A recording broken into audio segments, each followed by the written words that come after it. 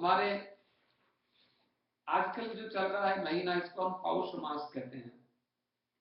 पौष का महीना, पौष के महीने को काशी आदि में खरमास कहा जाता है। और खरमास का मतलब ये होता है इस महीने में नई कार नहीं लेना, इस महीने में नया मकान नहीं बनवाना। अभी 3 तारीख को समाप्त हो जाएगा, 3 जनवरी को चल रहा था एक महीना, पौष का महीना। इस महीने में कोई शुभ काम, यज्ञ नहीं करना, शादी नहीं होती इस महीने में हिंदू धर्म के अनुसार। लेकिन मैंने काशी में एक महात्मा से पूछा कि महीना तो बड़ा खराब है, इसमें कुछ भी अच्छा काम करना नहीं। बोले नहीं, ये महीना बहुत बढ़िया है, इसमें कुछ ठंडी ज्यादा हो जाती है, आराम से कहीं भाग दौड़ने की जरूरत नहीं। और मन को भी कहो कि तुम दौड़ो मत, और आराम से बैठ के खूब चिंतन करो, भगवान का ध्यान करो, इसमें बढ़िया मेडिटेशन करो। और इसमें जो विभीषण को वाल्मीकि रामायण का एक बढ़िया श्लोक है, और उसमें शक्रदेव प्रपन्नाय तवास्मि इति याचते अभयम सर्वभूतेभ्यो ददाम्येतत् व्रतम मम।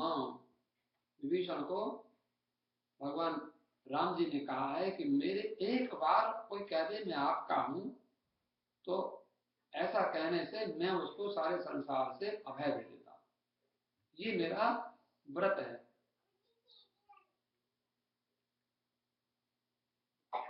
एक बार प्रपन्न होकर के भगवान के शरण में आ जाए, याचना करे। मैंने आपको थोड़ा सा कर्म की मीमांसा बताई थी कि हमारे जो कर्म हैं, संचित कर्म, प्रारब्ध कर्म, क्रियमाण कर्म।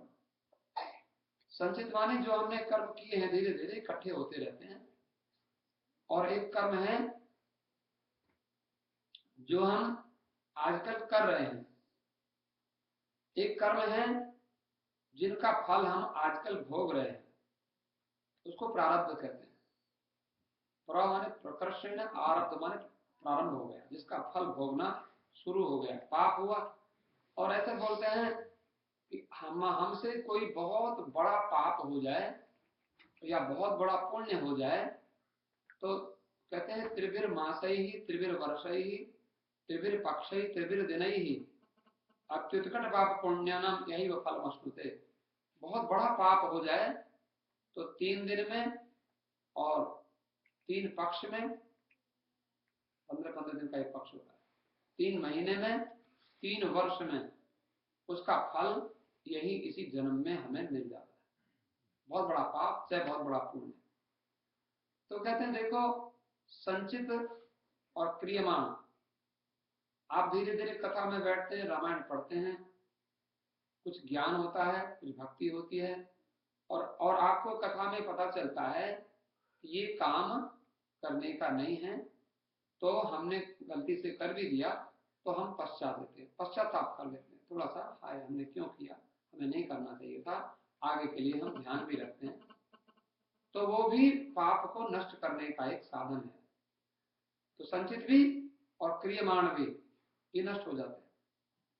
लेकिन एक जो कर्म है प्रारब्ध, जिनका आजकल हम फल भोग रहे हैं, ये हमें भोगना पड़ता है, ऐसा हमारे शास्त्र कहते हैं। तो ये प्रारब्ध भी 2 प्रकार का होता है। एक होता है अभ्युपगत प्रारब्ध और एक होता है अनभ्युपगत, ये नाम है उनके शास्त्र में ऐसा।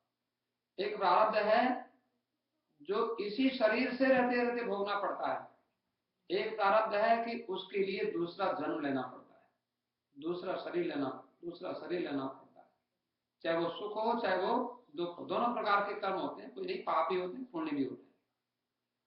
पाप भोगने के लिए कहीं बुरी योनि में जाना पड़ता है, पुण्य भोगने के लिए अच्छे शरीर में जन्म लेना पड़ता है। लेकिन यहां बताते हैं कि प्रपन्न जो भगवान की शरण हो गया, जो भगवान की शरणागत हो गया, वाल्मीकि रामायण में गोस्वामी जी महाराज, वो तुलसी हमारे वाल्मीकि जी महाराज कहते हैं, एक बार भगवान को कह दिया मैं आपका हूं। दुनिया वाले कहते तुम हमारे पिताजी हो, तुम हमारे बेटे जी हो, तुम हमारे पति हो, तुम हमारी पत्नी हो, संसार वाले ऐसा कहते हैं। लेकिन बुरा नहीं मानना, माँ भी छोड़ के चल के हमारी माँ मर गई, वो तो हमको अपना कहती थी, बरकत से भी छोड़ के हमको चली गई। अब हमारा उनका संबंध छूट गया। अब हमने पानी लेकर, तिल लेकर और वो मंदिर में आके तर्पण, तिलांजलि कर दिया। कई लोग तिनका तोड़ते हैं, तिनका टूटा और नाता छूटा। शमशान में जाके तिनका, अब हमारे तो नहीं रह गए, तो चले गए वो। लेकिन सच्चाई ये है कि वो हमारे, आपको बुरा लगेगा, ये हमारे हैं नहीं। हमारे होते तो क्यों छोड़ के चले जाते, परिवार वाले, संसार वाले। लेकिन ये हमारे, तो ये समझदार महात्मा लोग, इसीलिए जब उनको ज्ञान होता है तो काम चलाओ तो ठीक है, संसार में ठीक है भाई, हमारी पत्नी है तो उनके साथ व्यवहार तो करना है, लेकिन उनको ये कभी नहीं कहना तो हमारी पत्नी नहीं हो, ऐसा थोड़ी कहना होता है।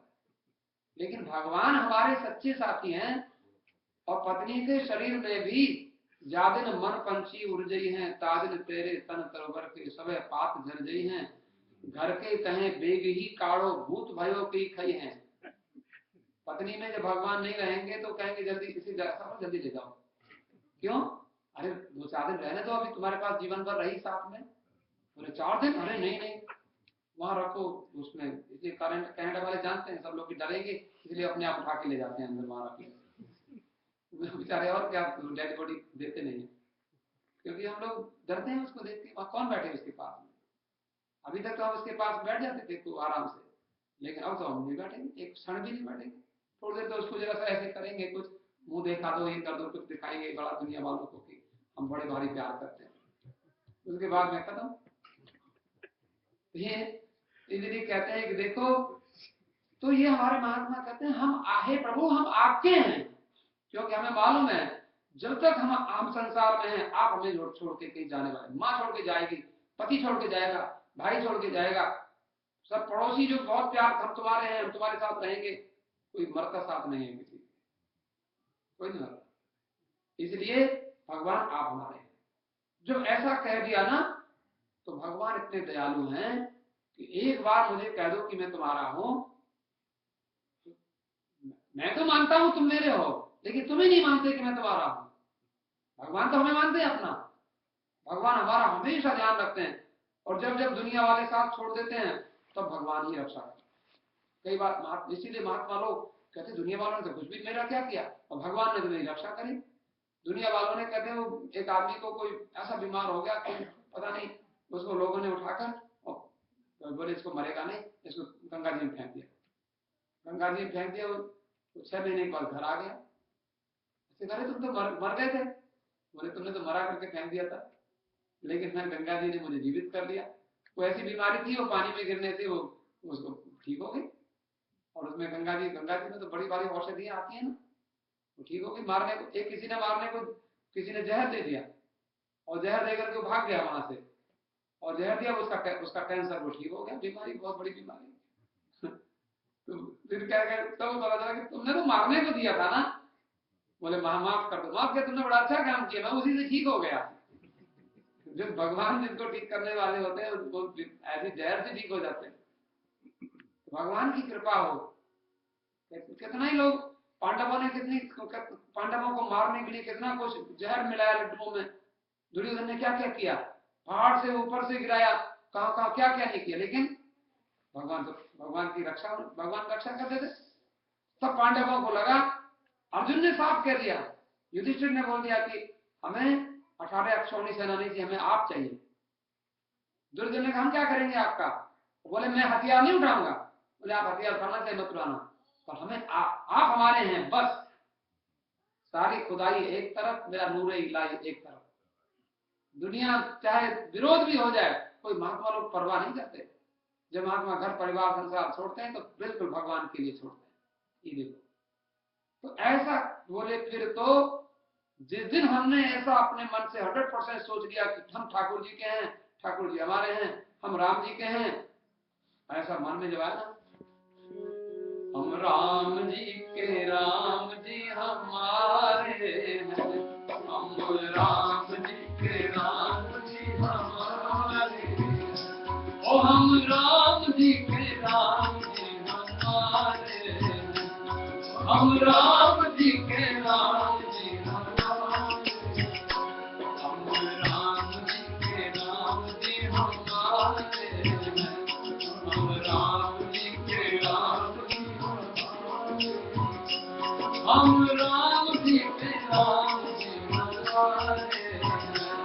हम राम जी के राम जी हमारे, हम राम जी के राम जी हमारे, हम राम जी के राम जी हमारे, हम राम जी के राम जी हमारे, हम राम जी के राम जी हमारे, हम राम जी के राम जी हमारे, हम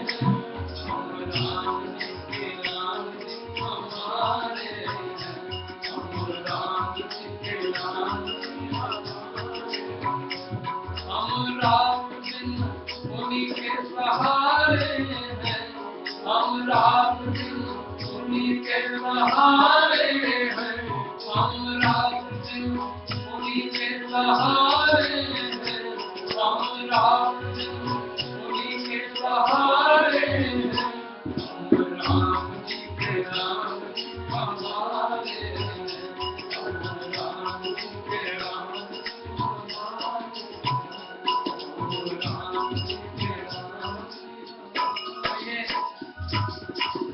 वाल्मीकि जी महाराज कहते हैं, एक बार अगर वाल्मीकि रामायण में राम जी कहते हैं अपने आप विभीषण को कि विभीषण एक बार मुझे कोई कह दे कि मैं आपका हूं, फिर उसकी जिम्मेवारी मेरी है। फिर अब तुम्हें रावण ने रावण तुमने देख लिया ना, तुम्हारा भाई तुम्हारा नहीं है ना। बोले महाराज मैं क्या करूं। बोले कोई बात नहीं, अब तो हमारे पास आ गया ना। देखो भगवान उसको अपना बना लेते। देखो कथा सुनने से काम क्रोध आदि विकार दूर होते हैं, हृदय निर्मल होता है। और भगवान जानते हैं, भगवान कहते हैं निर्मल मन जन सो मोहि पावा, मोहि कपट चल चित्र न। एक आपको हम थोड़ी सी बात बताएं, हमारे रामायण में जो ये ऋषि मुनि हैं, महात्मा हैं, इनके बारे में हम थोड़ी चर्चा करें। इनका आप देवताओं के गुरु कौन है आप जानते हैं, क्या नाम है? क्या नाम है? बृहस्पति। धन्यवाद। बृहस्पति के एक भाई हैं, उनकी कथा है देवी भागवत में। उनका नाम है उतथ्य। क्या नाम है? उतथ्य। उतथ्य के एक पुत्र हुए। उतथ्य हैं बृहस्पति के भाई। उतथ्य बड़े भारी ऋषि हैं, ब्राह्मण हैं।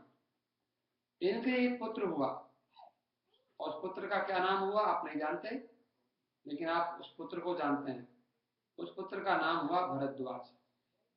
तो बृहस्पति के भतीजे हैं भरद्वाज। भरद्वाज कौन? वही भरद्वाज मुनि। बृहस्पति के भाई उतथ्य के बेटे भरद्वाज हैं। तो भरद्वाज जी, थोड़ी जानकारी हम आपको दे दें। भरद्वाज जी जो हैं, ये कथा के बड़े शौकीन हैं।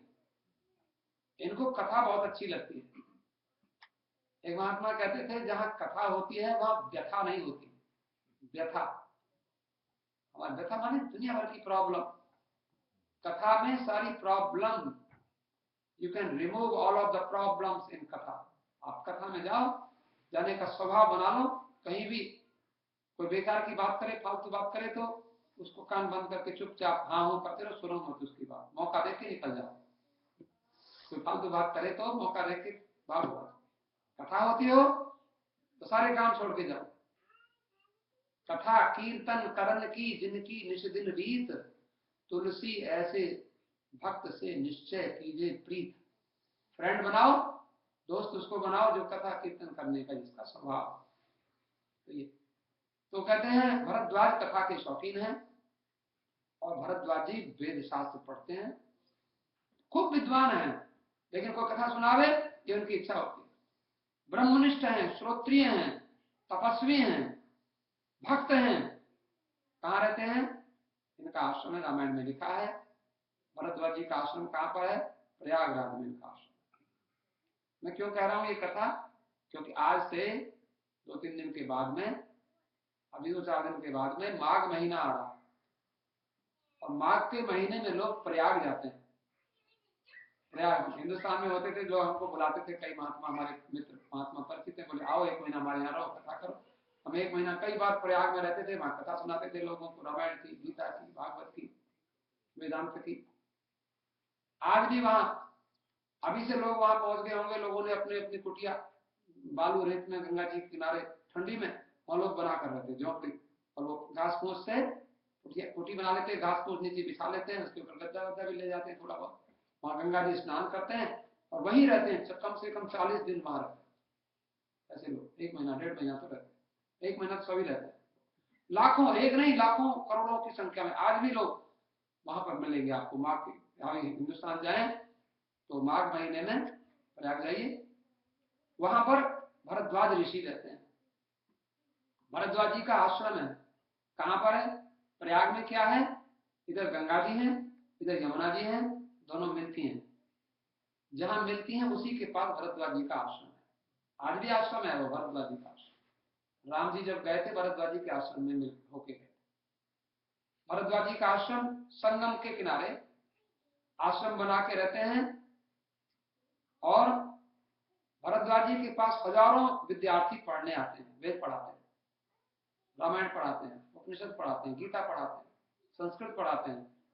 ऐसे होता था, ऋषि मुनि ऐसे सब पढ़ाते थे। तो भरद्वाज जी पढ़ाते हैं और उनको योग साधना सिखाते हैं।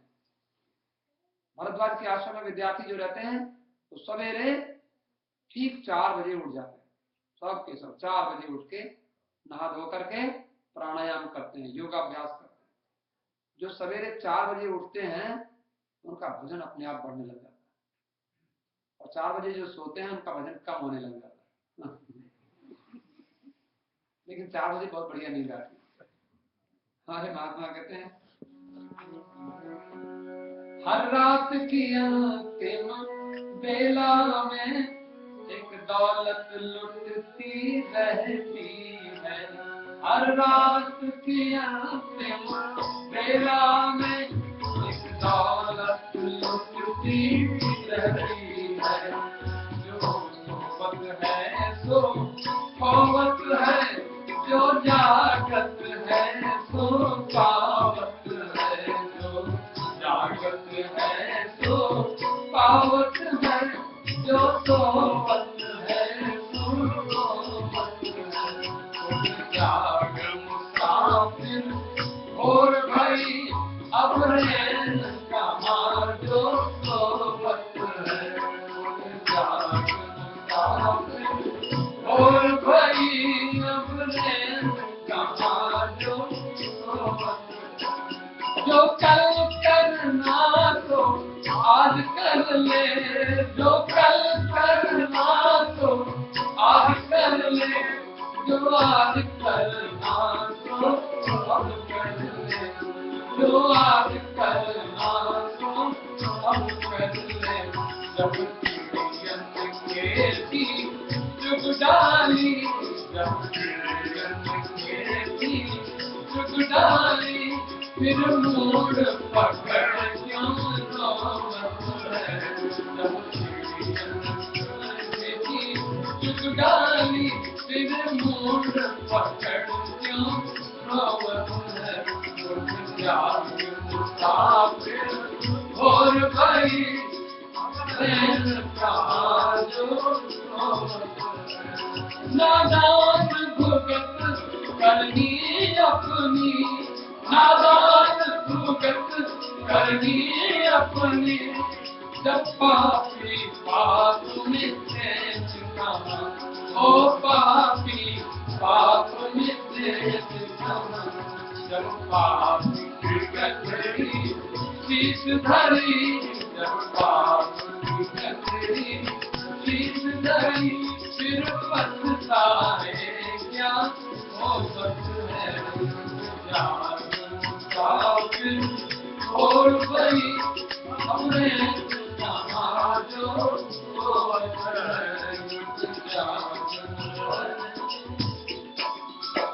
तो ये महात्मा लोग सवेरे उठते हैं, योग साधना करते हैं, प्राणायाम करते हैं। सवेरे सवेरे की हवा को अगर कम से कम 1000 बार नाक में खींचो, 1000 बार कम से कम, तो आपकी सारी शरीर की बीमारियां सब समाप्त हो जाती है।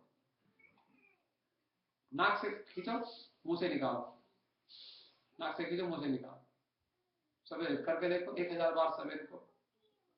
तो देखो आपको ठंडी ठंडी वंडी सब भाग जाती है, कोई इन्फेक्शन सारे ठीक, ऐसा महात्मा ने बताया, आप करके देखो। और सवेरे को कम से कम 2-3 लीटर पानी पी जाओ, खूब सारा, उठते ही पानी पी जाओ, सारा शरीर ठीक हो जाता है। तो ये भरद्वाज महात्मा की 2 बेटियां हैं, तत्वानुसंधान करते हैं, साधन बताते हैं महात्मा, विद्यार्थियों को पढ़ाते हैं, आत्म कल्याण का रास्ता बताते हैं। इनकी 2 बेटियां हैं, 2 बेटियों की शादी हो गई। एक बेटी की शादी हुई इनकी, और इनके दामाद का नाम है याज्ञवल्क। भरद्वाज जी के दामाद हैं याज्ञवल्क। और एक का विवाह हुआ, उनका दामाद का नाम है विश्रवा, विश्रवा नाम की ऋषि। दोनों बेटी ऋषि के साथ विवाह हो गया। विश्रवा के एक लड़का हुआ, उस लड़के का नाम है वैश्रवण। वैश्रवण किसको कहते हैं? कुबेर को कहते हैं। तो भरद्वाज की लड़की का लड़का है कुबेर, भरद्वाज की बेटी विश्रवा का लड़का कुबेर है। भरद्वाज को साधारण नहीं है, उनका तो बेटी का बेटा जो है कुबेर है। कुबेर को जानते हैं? देवताओं का सारा खजाना कुबेर के अंडर में रहता है, सारा कोष। तो भरद्वाज को आप सोचते हैं भिखारी है महात्मा, तो भरत को पता नहीं चला था। भरत ने सोचा कि भरद्वाज, राम जी आप गुरु जी, राम जी आपके, भरत बेचारा जानता नहीं है, कहते हैं राम जी आपके यहाँ रुके थे? बोले हाँ, हम आपके पास रुके। बोले रुको, लेकिन महाराज मेरे पास बहुत सारी सेना है। बोले सेना को भी ले आओ, लेकिन आप खिलाएंगे कहाँ से? बोले ले आओ ना, बिठाओ सबको। बोले पहले भोजन बनवा लो। बोले तैयार है भोजन, और सबको बिठाकर सबको उसी समय खिला दिया। भरत जी को लगा कि ये कैसे महात्मा है कि इन्होंने तो फट से भोजन सबको खिला दिया। तो भरद्वाज जी से पूछा भरत जी ने कि महाराज ये आपने कहाँ से खिलाया? बोले भरत, मैं महात्मा हूँ, मैं भजन करता हूँ, सवेरे उठ जाता हूँ, बैठ के ध्यान में 4 घंटे कम से कम ध्यान में बैठता हूँ। एक मैंने एक महात्मा देखे टोरंटो में, मैं गया, वो सुबह 3 बजे उठते थे, और 3 बजे से लेकर 2 घंटा वो सिर नीचे करके टांग ऊपर करके ऐसे रहते थे। मैंने देखा, उनको 65 साल के थे। और मैंने कहा ये क्या करते हैं? बोले ये इसी के बल पर तो मैं चल रहा हूँ।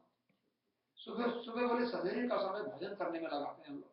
बड़ी ऋषियों मुनियों की महात्माओं की है। तो उसके बाद में तो हम लोग क्या करते हैं, हम 10 बजे 12 बजे कोई मिलने आवे, तो बाबा जी कहाँ? बोले भजन कर रहे हैं। भजन क्या करें?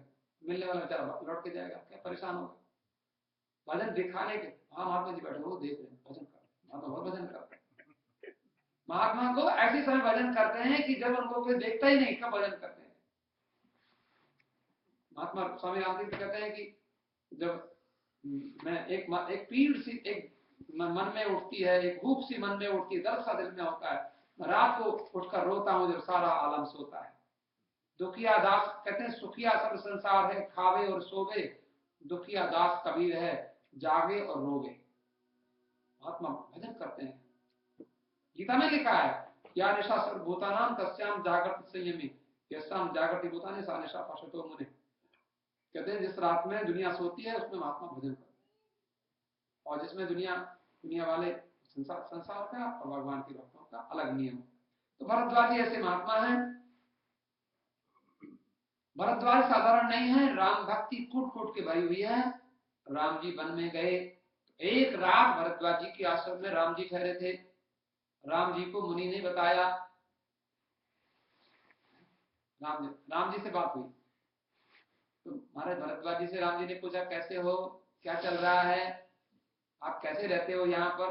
तो बोलते हैं, रामायण में तुलसीदास जी लिखते हैं, कर्म वचन मन छाड़ छल, जब लगी जनु न तुम्हार, तब लग सुख सपने नहीं, किए कोटि उपचार। भरद्वाज का उपदेश। भरद्वाज जी कहते हैं महाराज कर्म से, वाणी से, मन से, ये भरद्वाज राम जी को बता रहे हैं, प्रभु कर्म से, वाणी से और मन से। हमारे क्या होता है, हम कर्म में भी छल रहता है और वाणी में भी छल रहता है और मन में भी छल रहता है। कर्म वचन मन छाड़ छल, कर्म में भी छल को छोड़ दो। मोहे कपट छल छिद्र न भावा। भगवान कह भरद्वाज जी कह रहे हैं कर्म वचन मम छाड़ छल, और जब लगी जनु न तुम्हार, जब तक छल छोड़ करके आपका नहीं हो जाता। हाँ, हम लोग तो दुनिया के, हम तो हमारे पिताजी वो है, हमारी दादी वो है, हमारे नाना जी वो है, हमारे भाई वो है, हमारी पत्नी वो है, हमारा भाई वो है। हाँ, राम मंदिर में तो हम जाते हैं, राम जी हमारे क्या लगते हैं, क्योंकि हमारा तो परिवार है ना सब। लेकिन जो लोग ऐसे राम जी यही तो हमारा घर है। कई लोग ऐसे 10 बज जाए 11 बज जाए यहाँ जाने को मन ही नहीं करता। ऐसे भी कई लोग होंगे जिनको राम जी मन में जाने को मन जाना पड़ता है, क्या करें, घर जाना है तो चलो जाए, लेकिन यहाँ पे बहुत अच्छा मन करता है। ऐसा भगवान के भजन में जो मन जबरदस्ती किसी के कहने से, और गोरे महात्मा ने बोल दिया था तो हम एक माला जप लेते हैं, क्या करेंगे, जबरदस्ती जप लेते हैं। उसने कहा था हनुमान चालीसा पढ़ लिया तो कर लेते हैं, मंगल को रोट बनाने को कह दिया था तो कर लेते हैं। अंदर से थोड़ी है, हमारा हनुमान जी से क्या लेना है, हमारा प्रॉब्लम है तो हनुमान जी को रोट रहे थे, जब खत्म हो जाएगी छोड़ेंगे हनुमान जी, क्या करेंगे हम। तो वो कहते हैं कपट से छल से कर्म से वाणी से मन से छल छोड़ करके जब तक आपका नहीं बन जाता तब लगे सुख सपने हो नहीं कोटि की उपचार। कितनी दवाई खाओ कितने उपचार करो दुनिया में, तब तक सपने में भी सुख नहीं मिल सकता। ये कौन बोलते हैं? भरद्वाज जी। भरद्वाज जी को आप समझ गए। अब देखो जब राम जी चले गए वन में, भरत जी आए, चित्रकूट जा रहे थे, और एक रात भरद्वाज जी के आश्रम में भरत जी अपने तपोबल से सब भोजन कराया। महाराज आपने भोजन कहां से कराया? बोले भरत सिद्धियां मेरे पास आती थी रोजाना, महाराज मुझे कुछ बताओ, महाराज आपकी कोई सेवा करें। हमने महात्माओं को देखा, महात्मा से पूछा महाराज आपको कोई सेवा? ना मैं ठीक हूँ। महाराज कुछ चाहिए? ना ना सब ठीक है। महात्मा कोई बताते नहीं, बताना होता तो बहुत कोई जो बहुत अंतरंग होता है, जो बहुत खास होता है उसको बताते, नहीं तो किसी को बताना नहीं होता है। सब काम बोले सिद्धियां सब खड़ी रहती, महाराज कुछ चाहिए महाराज बताओ। लेकिन बोले सिद्धियां रोज पूछती थी, आज मैंने कहा आज ले आओ, तुमको करना हो तो। राम जी का भाई आया, आ जाओ जो करना हो उनको सेवा करो, मैं मुझे क्या पूछती हो, रोजाना पूछती हो। तो आज मैंने सिद्धियां मेरे पास आती थी, मैंने कहा देखो यही है, तुमको करना है करो, मुझे कुछ मुझसे पूछना मत, फिर मत कहना। तो मैंने क्या किया? मैंने तो कुछ किया ही, मुझे तो पता भी नहीं, मैं यहाँ बैठा हुआ। सिद्धियों के प्रभाव से सारे समाज का, मतलब माताएं भी गई थी, कैकेयी भी गई, कौशल्या भी गई, सुमित्रा भी गई, वशिष्ठ जी भी गए भरत जी के साथ राम जी को लौटाने के लिए। आप पढ़ते हैं भरत चले चित्रकूट रामा राम को मनाने, भरत चले चित्रकूट रामा राम को मनाने, राम को मनाने चले, राम को मनाने, राम को मनाने चले, राम को मनाने, राम को मनाने, राम को मनाने।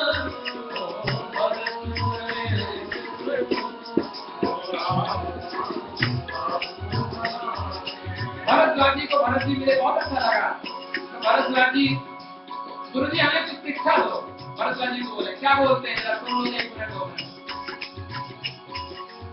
सुनहु भरत हम झूठ न कहेंगे, सुनहु भरत हम झूठ न कहेंगे, उदासीन तापस बन रहेगी, उदासीन तापस बन रहेगी, सब साधन कर सुफल सुहावा, सब साधन कर सुफल सुहावा, सब साधन कर सुफल सुहावा, सब साधन कर सुफल सुहावा, लखन राम सिय दर्शन पावा, लखन राम सिय दर्शन पावा, लखन राम सिय दर्शन।